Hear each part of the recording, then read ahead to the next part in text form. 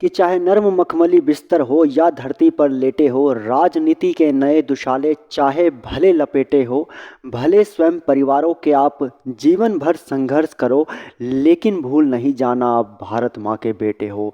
लेकिन भूल नहीं जाना आप भारत माँ के बेटे हो। नमस्कार दोस्तों, सलाम आप सबको। आज हम फिर से जो है आपका हमारे देशभक्त क्रांतिकारी के इस सीरीज़ के अंदर जो है अपने नए लेक्चर को, अपने नए जो कैरेक्टर को जो है हम स्टडी करने जा रहे हैं। और जैसा कि आप लोग मेरे साथ चल रहे हैं, पिछले कुछ वीडियोस में मैंने जो है भगत सिंह, चंद्रशेखर आज़ाद, आपका जो है राम प्रसाद बिस्मिल, राजगुरु, सुखदेव और बटुकेश्वर दत्त जैसे वीर क्रांतिकारियों के बारे में मैंने जो है पिछले कुछ वीडियोस में मैंने डिस्कस किया है। आज मैं फिर से इस सीरीज़ को आगे बढ़ा रहा हूँ और अब मैं जो है उधम सिंह के बारे में आपके बीच में डिस्कस करना चाहता हूँ। उधम सिंह पंजाब के अमृतसर के जलियांवाला बाग में हुए नरसंहार से पूरे भारत में गुस्से की लहर फैल गई थी। इस घटना से हजारों लोग प्रभावित हुए थे, पर इस घटना से एक बच्चा इतना ज़्यादा गुस्से में था कि उसने जनरल डायर को जान से मारना अपने जीवन का उद्देश्य बना लिया था। यह बच्चा था सरदार उधम सिंह। अभी हाल ही में जो है विक्की कौशल की मूवी जो है उधम सिंह जो है वो भी आई थी। अगर आपने देखी हो उस मूवी को, अगर आपने बाय द वे नहीं देखी है तो ज़रूर उस मूवी को देखिएगा। बहुत अच्छा मतलब पीस ऑफ आर्ट है। मैंने खुद देखा, वाकई में जो प्रेजेंटेशन दिखाई है उन्होंने उधम सिंह के कैरेक्टर को, वो काफ़ी मतलब लाजवाब है। तो उसी वो जो उधम सिंह मूवी है वो इसी कैरेक्टर पे बेस्ड है। उधम सिंह जिन्होंने जो है जलियांवाला बाग इंसिडेंट से इतना ज़्यादा वो मतलब आहत हो गए थे, दुखी हो गए थे कि उन्होंने जनरल डायर को जो है जान से मारने, जिस गवर्नर ने इसका ऑर्डर दिया था उसको मारने के लिए जो है मतलब समझ लो कि इन्होंने संकल्प ले लिया कि मैं उसे मार के ही रहूँगा। तो ये कहानी जो है उसी वीर क्रांतिकारी शहीद आपका जो है उधम सिंह की कहानी है, जिसके बारे में हम बात करने वाले हैं। यह बच्चा था सरदार उधम सिंह, जिसने अपनी आंखों से जनरल डायर की करतूत देखी थी। वह गवाह था उन हजारों भारतीयों की हत्या का जो जनरल डायर के क्रूर आदेश के कारण घेर कर मार दिए गए थे। मैंने जैसा कि आपको कहा कि जनरल डायर ने जो है इसका ऑर्डर दिया था और इसके बाद जो है मतलब आपका जो है ये जलियांवाला का जो इंसिडेंट हुआ था आपका, इट वाज वेरी मतलब 1919 में जो है आपका 13 अप्रैल 1919 की ये घटना शायद, जहाँ तक मुझे याद आ रहा है कि 13 अप्रैल या 13 मार्च है। ठीक है, आप लोग एक बार गूगल कर लीजिएगा इसको कंफर्म करने के लिए। उस दिन उधम सिंह ने जलियांवाला बाग की मिट्टी हाथ में लेकर प्रतिज्ञा ली थी। जब ये इंसिडेंट हुआ तो उसके बाद ये वहाँ पे गए और वहाँ की मिट्टी को उठाया और उसको उठाने के बाद इन्होंने एक कसम खाई कि तत्कालीन पंजाब के गवर्नर माइकल ओ डायर को सबक जरूर सिखाया जाएगा, और इसके लिए वह छोटी सी उम्र में ही क्रांतिकारियों के साथ शामिल हो गए। अपनी प्रतिज्ञा को पूरा करने के लिए सरदार उधम सिंह क्रांतिकारियों से चंदा इकट्ठा कर देश के बाहर चले गए। इन्होंने जो है पहले योजना बनाई लंदन जाने की, और उसके लिए जो है इन्होंने जो है काफ़ी सारा धन जो है क्रांतिकारियों से जो है चंदा इकट्ठा करके जो है इन्होंने जो है अरेंज किया। और उसके बाद जो है उन्होंने कई देशों की यात्रा की और अंग्रेजी सरकार से लड़ने के लिए काफ़ी पैसे जुटाए। साथ ही वे अपने प्रतिज्ञा को पूरी करने के लिए मेहनत करते रहे। इसी बीच उधम सिंह को पता चला कि उनके लंदन पहुंचने से पहले जनरल डायर बीमारी के चलते मर गया। जैसे ही ये लंदन पहुंचे तो पता चला कि जनरल डायर की डेथ हो गई बीमारी की वजह से। ऐसे में उन्होंने अपना पूरा ध्यान माइकल ओ डायर को मारने पर लगाया। जनरल डायर को वो नहीं मार पाए क्योंकि उसकी पहले ही मतलब जिसने ऑर्डर दिया था। उसके बाद जो माइकल ओ डायर जिसने मतलब ये आदेश दिया था आपका क्या कहते हैं गवर्नर ने, उसको मारने का जो है इन्होंने प्रण लिया और अपनी ली गई प्रतिज्ञा को पूरा भी इन्होंने किया। बाद में जाकर वहाँ पर जो है उसको गोली मारी थी इन्होंने, जो है किताब के अंदर जो है वो बंदूक को छुपा के लेके गए थे और उसके बाद जो है मतलब मारा गया था। आप इसको पॉजिटिवली देखें गाइस प्लीज़, क्योंकि ये देखिए बेसिकली क्या है कि ना जिस इंसान से या जिस हुकूमत से हमारे देश के तमाम क्रांतिकारी लोग मर रहे हैं, मतलब जो मतलब लड़ रहे थे, इन सभी में आपको ये चीज़ समझनी है कि जिनसे इनकी लड़ाई थी वो मानव नहीं थे, वो दानव थे। और दानवों को मारने के लिए जो है अगर आपका जो है मतलब कहते हैं ना कि आपको माला और भाला दोनों की टेक्निक को फॉलो करना पड़ता है। ठीक है, तो वही चीज़ ये लोग कर रहे हैं। ठीक है, तो आपको भी ये चीज़ डिसाइड करनी है कि सामने पर्सन कौन है। ठीक है, कहीं आप अपनी आपसी लड़ाई के बीच में जो है इस तरह की चीज़ों का इस्तेमाल कर रहे हैं, नहीं, आपको समझना है कि पहले कैरेक्टर कौन है। ठीक है ना, ध्यान रखना इस चीज़ को, बहुत इंपॉर्टेंट है। 23 मार्च 1940 को रॉयल सेंट्रल आपका Asian society, royal central Asian society की लंदन के एक हॉल में बैठक थी। Royal central royal central Asian society, royal central Asian मतलब समझ रहे हैं, रॉयल सेंट्रल एशियन सोसाइटी की एक सभा थी। और उस सभा के अंदर जो है आपका वहाँ माइकल ओ डायर भी स्पीकर्स में से एक थे। ठीक है, वो भी वहाँ पर जो है एज ए स्पीकर आए हुए थे। उधम सिंह ने उस दिन अपनी रिवॉल्वर एक मोटी सी किताब में छुपाई, जैसा कि मैंने आपको बताया। वहाँ पहुँच गए। बैठक के बाद उधम सिंह ने माइकल ओ डायर पर निशाना लगाया और उधम की चलाई हुई गोलियाँ डायर को लगी, जिससे उसकी तुरंत मौत हो गई। और इसके साथ ही उधम सिंह ने अपनी प्रतिज्ञा पूरी की और जलियांवाला बाग का जो कांड है उसका बदला लिया। उधम सिंह ने वहाँ से भागने की कोशिश नहीं की और गिरफ्तार हो गए और उन पर मुकदमा चलाया गया और फांसी की सज़ा सुनाई गई। इसमें थोड़ा सा अंश मैं और बढ़ाना चाहूँगा कि ये जो मसला है, ये आपको मैं बताऊँ कि ये जो है आपका उस वक्त हो रहा है जबकि दुनिया भर में जो है वर्ल्ड वॉर का माहौल बना हुआ था। ठीक है, पहली बात तो ये वर्ल्ड वॉर सेकंड चल रहा था उस टाइम पे। दूसरी चीज़ ये कि ये चाहते थे, जैसे भगत सिंह ने आपका जो है मतलब भगत सिंह, बटुकेश्वर दत्त और आपका जो है सुखदेव, ये सब लोगों ने जो 8 अप्रैल 1929 को जो आपका जो है सेंट्रल असेंबली के अंदर, आपका दिल्ली सेंट्रल असेंबली में जो इन्होंने बम फेंका था, उनको जागरूक करने के लिए, उनका अटेंशन छीनने के लिए कि भाई इंडिया के लोगों की हालत देखी जाए, दुनिया भर का अटेंशन छीनने के लिए, उसी तरीके से ये भी वर्ल्ड वॉर के अंदर इंडिया के लोगों का जो मतलब कहते हैं ना कि जो डिमांड थी उसको नेशनल इंटरनेशनल लेवल पे लाने के लिए इन्होंने इस तरह का इंसिडेंट किया।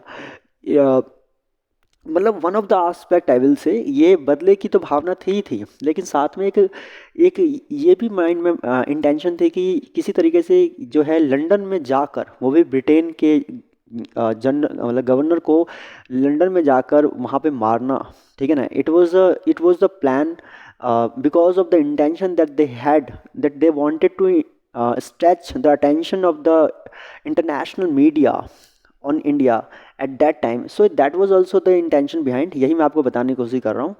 तो ये हालांकि जब मैं हिस्ट्री के सेशन में बात करूँगा तो कम्प्लीटली मैं आपको इसके बारे में बताऊँगा, लेकिन फ़िलहाल आपको ये भी जोड़ के चलना है कि उधम सिंह ने ये जो किया, जनरल आपका जो है जो नाम आपका क्या कहते हैं जो था, that is I am forgetting the name, या क्या कहते हैं, माइकल ओ ड्रायर।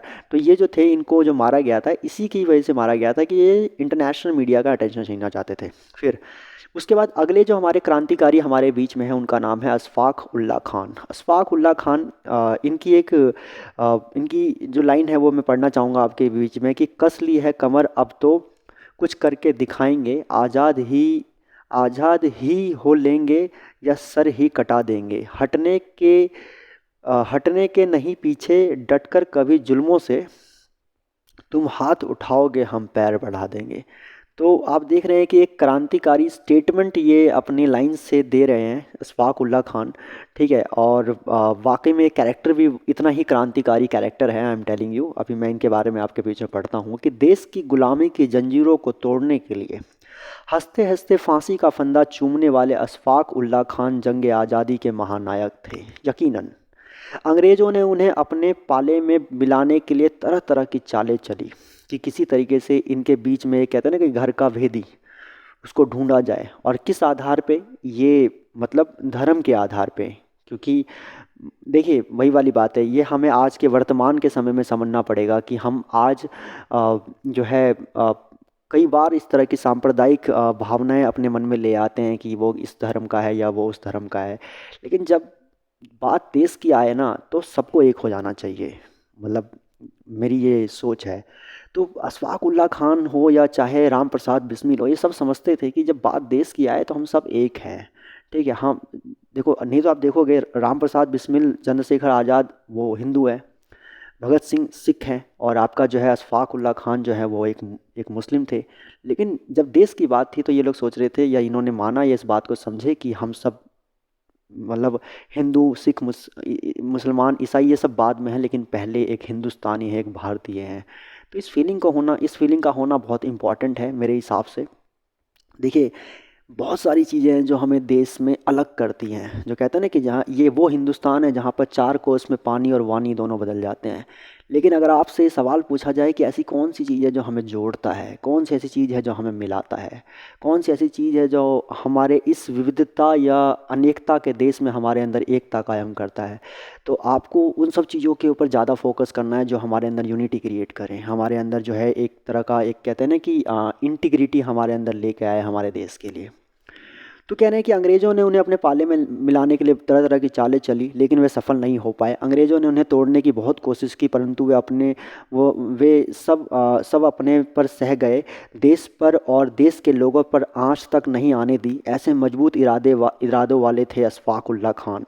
अशफाक पर महात्मा गांधी का काफ़ी प्रभाव था, लेकिन जब चोरी चोरा का की घटना के बाद गांधी जी ने असहयोग आंदोलन वापस ले लिया, तो वे प्रसिद्ध क्रांतिकारी राम प्रसाद बिस्मिल से जा मिले।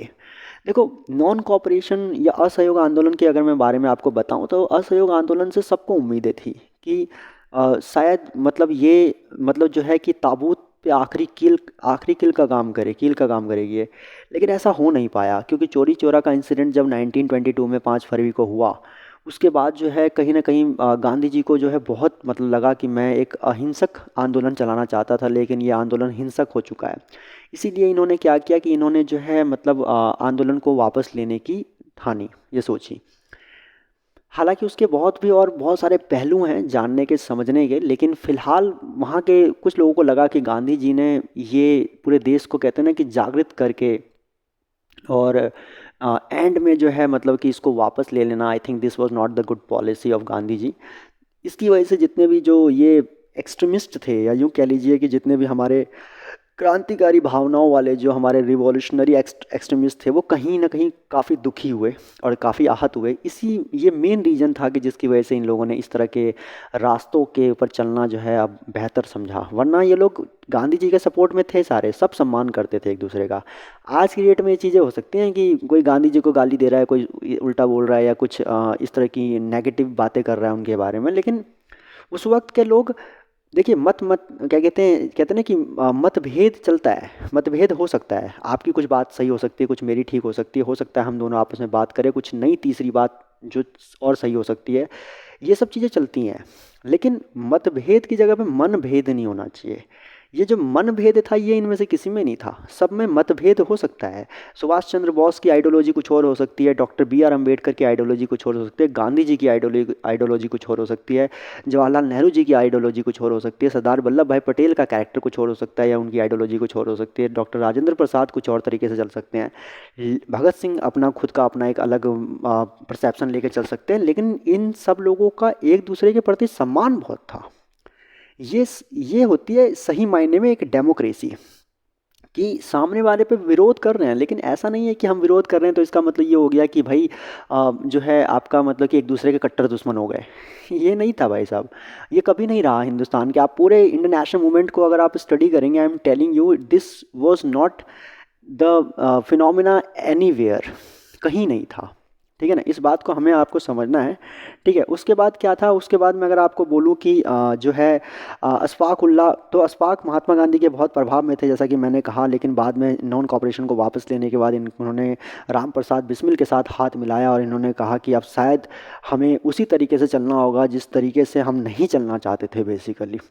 बिस्मिल और चंद्रशेखर आज़ाद के नेतृत्व में उन्होंने हथियारों के लिए रकम जुटाने के उद्देश्य से ट्रेन में ले जाए जाने वाले सरकारी खजानों को लूटने की योजना बनाई गई और खजाना लूट लिया गया।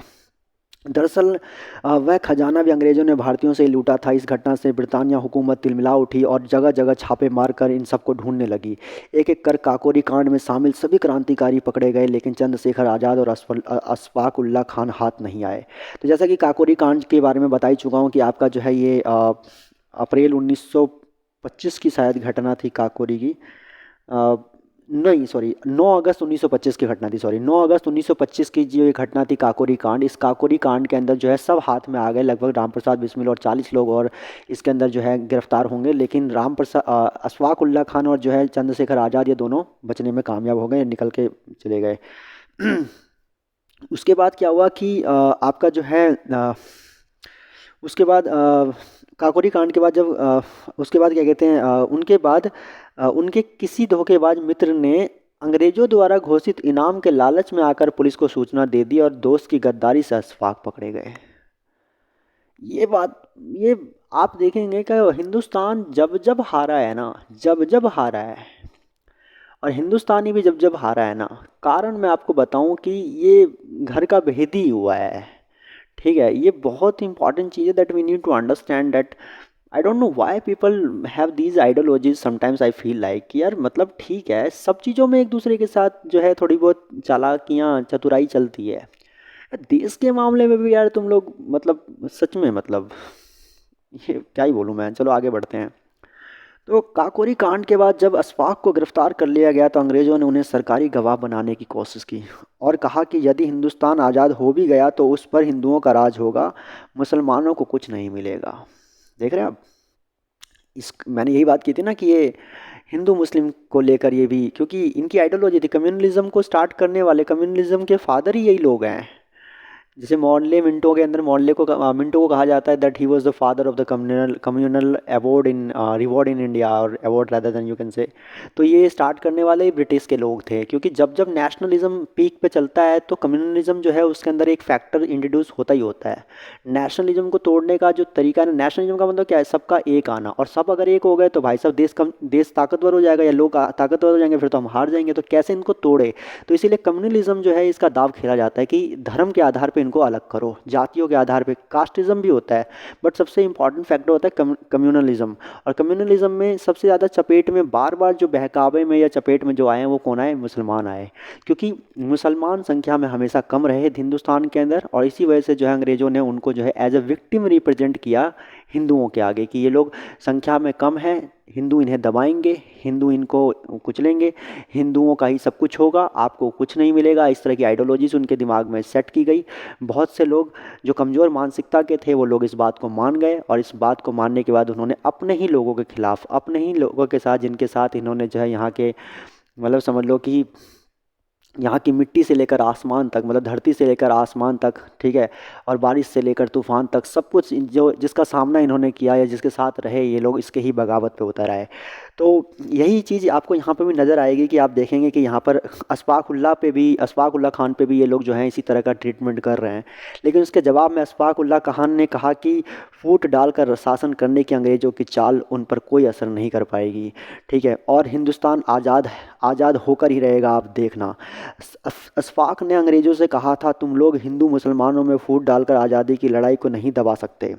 हिंदुस्तान में क्रांति की ज्वाला भड़क चुकी है और जो अंग्रेजी साम्राज्य को जलाकर राख कर देगी। आप चाहे कितनी भी कोशिश करें हिंदू मुसलमान करके अलग करने की, लेकिन ये पॉसिबल नहीं हो पाएगा। अपने दोस्तों के खिलाफ मैं सरकारी गवाह बिल्कुल भी नहीं बनूंगा, ठीक है। इसको कहते हैं एक मुसल्सल, ठीक कहते हैं ना कि आई विल से मतलब ठीक मुसलमान यही मुसलमान हुआ ना जो अपनी ईमानदारी पे कायम है, ठीक है। तो मतलब वतन से क्या कहते हैं, कामयाबी भी क्या कहते हैं, मतलब जो है कहीं ना कहीं एक एक कंट्रीब्यूशन है, क्या कहते हैं मतलब कि अल्लाह को, ठीक है ना।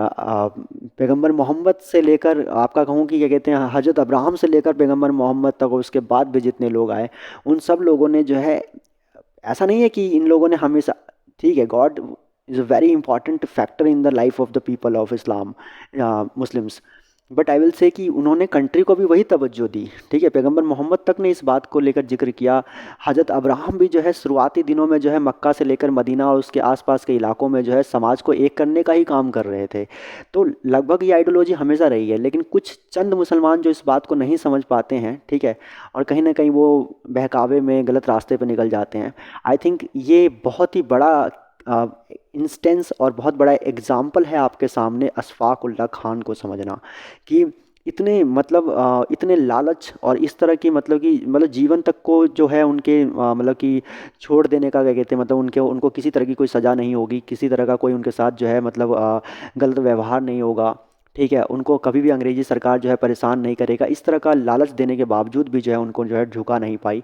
और उसके बाद जो है इन्होंने जो है अपने मतलब उनकी इस जिद से अंग्रेज उन्हें फांसी पर चढ़ाने पर आमादा थे कि भाई वो कैसे नहीं झुका, अब इसको भी फांसी पर क्या कहते लटका के रहेंगे। और आखिरकार अंग्रेज जज ने डकैती जैसे मामले में अशफाक को फांसी की सज़ा सुना दी।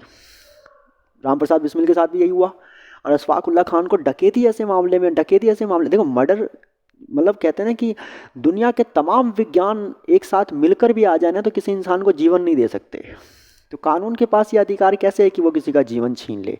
आपको पता होगा कि अभी भी हाल फिलहाल में दुनिया भर के कोर्ट सिस्टम के अंदर इस तरह की बातें चल रही हैं कि क्या हमें जो है मतलब जो ये डेथ पेनल्टी है क्या इसको ख़त्म कर देना चाहिए, क्या इसे हटा देना चाहिए, ठीक है, क्योंकि डेथ पेनल्टी मतलब जीवन ख़त्म करने की बात है। तो ऐसा, हालांकि अभी तक का जो मतलब कि जो प्रिंसिपल जो जो जस्टिस सिस्टम का जो प्रिंसिपल है वो ये कहता है कि रेयर टू रेयरेस्ट केस के अंदर जो है आप सिर्फ किसी को डेथ पेनल्टी दे। वो भी रेयर टू रेयरेस्ट का मतलब समझ रहे हैं कि ऐसा काम कर दिया कि जो बिल्कुल अमानवीय था, डकैती ऐसे मामले के अंदर। और वो डकैती जो चंद पैसे की डकैती, जो मतलब आप कह सकते हैं कि मतलब इनका अपना खुद का पैसा, हिंदुस्तानियों का पैसा हिंदुस्तानी खुद वापस ले रहे हैं, और उसमें भी उन्होंने जो है उन्हीं पर इल्ज़ाम लगाकर फांसी की सज़ा दे दी। तो आप समझ सकते हैं कि मतलब किस तरह के हालात रहे होंगे उस वक्त, और ये लोग क्यों ऐसी चीज़ें कर रहे हैं, ठीक है। उसके बाद कह रहे हैं कि उनकी इस जिद से अंग्रेज, जैसा कि उन्हें फांसी पर चढ़ाने की बात कर दी, और उसके बाद 19 दिसंबर 1927 को अशफाक को फांसी दे दी गई, और उन्हें हंसते हंसते फांसी का फंदा चूम और उन्होंने हंसते हंसते फांसी का फंदा जो है चूम लिया। तो फाइनली जो है वो आपका 19 दिसंबर 1927 को जो है आपका अशफाक उल्ला खान जो है उनको फांसी की सज़ा दी गई और उनके जीवन का अंत हुआ। ये भी अपने आप में एक बहुत ही इंटरेस्टिंग कैरेक्टर मुझे लगे, उधम सिंह, जिन्होंने मतलब आपका जो है माइकल ओ ड्रायर को जो है आपका मतलब बाहर विदेश में जाकर इन्होंने गोली मारी और इंटरनेशनल मीडिया के अंदर इंडिया को रिप्रेजेंट करवाया। उसके बाद जो है अशफाक उल्ला खान, जिन्होंने जो है मतलब कि मतलब ज़बरदस्त कैरेक्टर है अशफाक उल्ला खान, नो डाउट, ठीक है, जिन्होंने मतलब कि इतना मतलब कि देखिए, जान की बात जब आती है ना तो अच्छा इंसान एक टाइम के लिए थोड़ा सा सोचने पे आ जाता है कि यार कर लेते हैं कॉम्प्रोमाइज़, लेकिन उस वक्त भी कॉम्प्रोमाइज़ नहीं कर रहे हैं, तो यार डेडिकेशन लेवल कितना हाई होगा इनका, लिटरली। तो आप सब लोगों से मतलब हम्बल रिक्वेस्ट है कि यार प्लीज़ इस बुक से ज़रूर गो थ्रू करें। बहुत कम पन्नों में और बहुत कम बातों में इन्होंने बहुत ऐसी ऐसी बातें बता रखी है जो आपको सुनकर मज़ा आ जाएगा एकदम।